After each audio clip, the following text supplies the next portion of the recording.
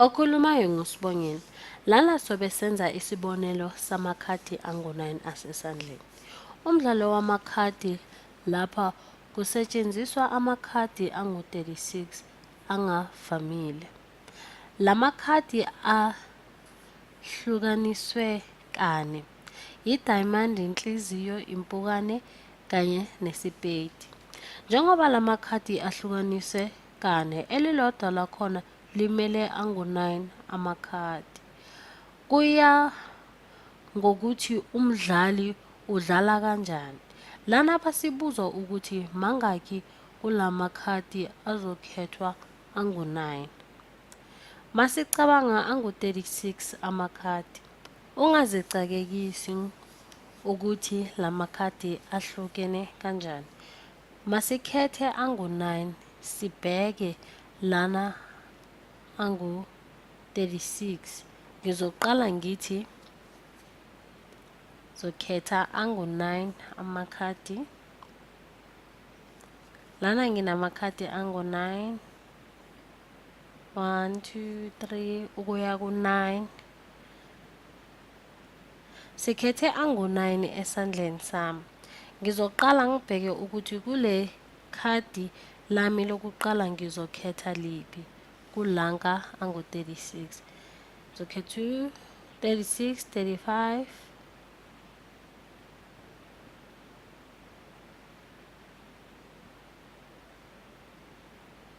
34, 33, 32, 31, 30, 29, 28. Lana-ke ungathi kule nombolo ngibhalele uyiphindaphinde 33 umphinde ngo-32, umultiply ngo-31, multiply ngo-30, multiply ngo-29 kanye nango-28. Lena kungayiqiniso uma wesipeti angu-9 bese ngiba nangu-8. Kwesinye isandla kube ngu-8 kanye no-9 wesipeti. Masithi lezi izandla ezihlukile ngoba sinamakhadi afanayo kodwa angamanga ngokufana. Basitshele ukuthi amakhadi angaba ngendlela efunwa ngumdlali. Uhlelo lamakhadi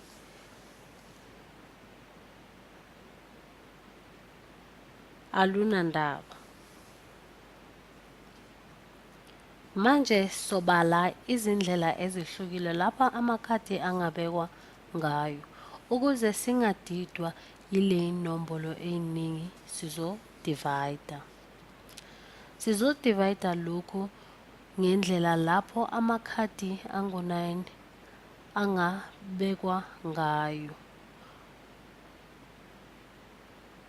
Uma la nginamakhadi angu-9 bese ngikhetha lawo angu-9 ukube wokuqala, wesibili ngibe namathuba angu-8. Ngizohamba ngiyoyibhala le eceleni nibone ukuthi ngichazani. La sithe sizodivida kodwa uma nginamakhadi angu-9 ebese ngikhetha lawo angu-9 kube wokuqala, wesibili ngibe nangu-8 bese ngibe no-7, ngibe no-6, ngibe no-5, ngibe no-3, ngiyaxolisa, ngibe no-4, ngibe no-3, ngibe no-2, ngibe no-1. Manje le nombolo ngizozimultiply. Lo 9 ngiphinde ngo-8, ngo-7, ngo-6, ngo-5, ngimultiply ngo-4.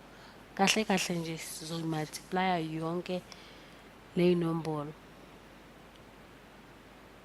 Lokhu engikwenzayo kubizwa ngokuthi i-factorial. I-factorial lena uyibhala njenge-exclamation mark. Uma sifuna zonke izindlela zokuhlanganisa zonke lezi nombolo. Lana sizodivida ngo-9. Lezi izinombolo ezinkulu sizozibala nge-calculator.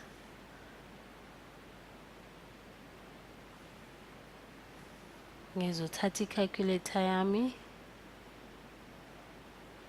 Kule calculator yami ngizothi la ziningi ngempela le inombolo zami, kodwa ngizoqala ngi-36 times 35. Cela ukuyimisa kahle. 35 times 34 times 33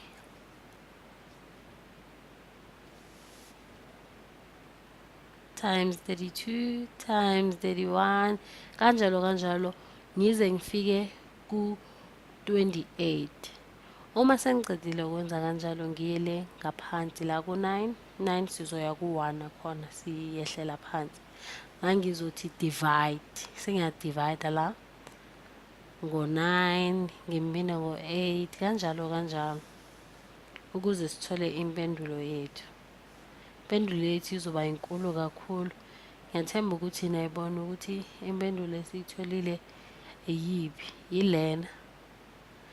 Uma sesicedile ukwenza kanjalo sizohamba siyobhala impendulo yethu la eceleni. Impendulo yethu ngo-94143. Nayi impendulo lena yethu. Yinde kakhulu impendulo yethu. Lana sino-formula esingayisebenzisa ukwenza izinto zibe lula noma senze ukuthi singachithelwa isikhathi eside kakhulu. Lana-ke singathi zobhala nje kafushane u-36 ngaphansi kuka-9. Lokho kufana nokuthi lokho engithe ngakenza u-n ongaphansi kuka-k, kodwa lana kulo 36 ongaphansi kuka-9 sine-factorial ukuya phansi.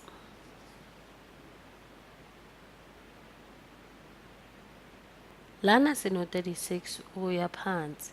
Le ngxenye yonke kuphela siyadivida.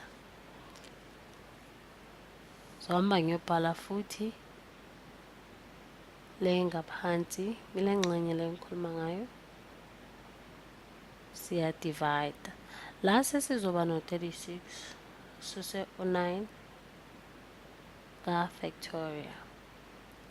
U-36 wami ngisuse u-9 unginika u-27. 36, 35, 28 ukuya le phansi. Lena i-factorial yethu. Kodwa manje njengoba ngishilo ukuthi u-36 wami sosusa u-9 sithole u-27. Ngizoba no-36 ongaphansi kuka-27 factorial. 27 factorial ngo-27, 26, 25 ukuya le phansi. Lo 27 ophezulu ukuya phansi uyadivida na la ngaphansi ukuya ku-1. Lena ku-36 sidivida ngo-9 factorial.